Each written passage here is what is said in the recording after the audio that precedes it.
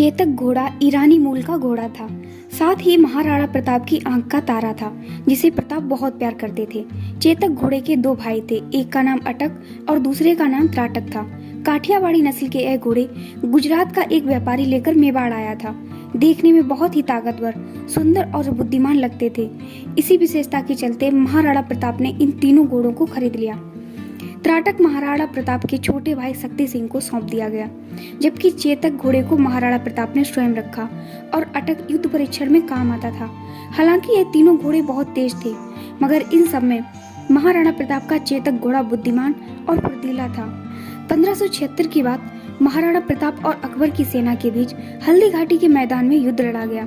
इसी युद्ध में चेतक ने अपना पराक्रम दिखाया था और ऐसी स्वामी भक्ति दिखाई कि आज भी वह विश्व में प्रसिद्ध है। हल्दी घाटी युद्ध की वजह से ही चेतक घोड़ा इतिहास में अमर है।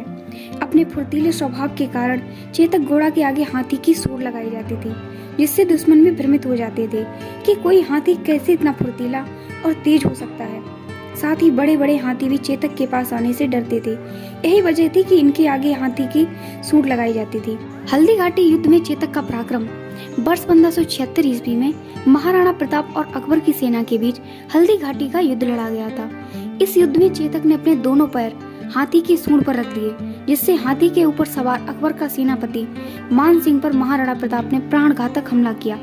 मान सिंह तो बच गया, लेकिन हाथी की सूंड में जो तलवार थी वह चेतक के पैर पर लग गई। चेतक घोड़ा लड़खड़ाते हुए चलने लगा, मगर इस समय चेतक की रफ्तार और बढ़ गई और महाराणा प्रताप ने इस युद्ध में बहुत मारकाट मचाई।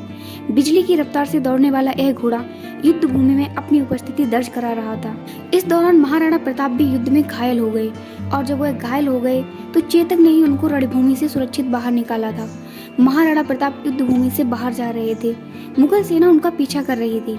अपनी 3 टांगों के दम पर दौड़ते हुए चेतक ने एक बरसाती नाले, जो कि 26 फीट चौड़ा था, को एक ही झटके में पार कर लिया और महाराणा प्रताप को सुरक्षित अपने महल तक पहुंचा दिया। इसी त्याग, बलिदान और स्वामी भक्ति की वजह से चेतक घोड़ा इतिहास में अमर हो गया।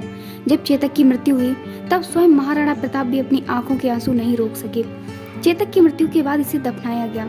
वहाँ इसकी समाधि आज भी बनी हुई है। अगर आपको ये फैक्ट अच्छा लगा है तो प्लीज वीडियो को लाइक, शेयर, सब्सक्राइब जरूर करें। Thanks for watching.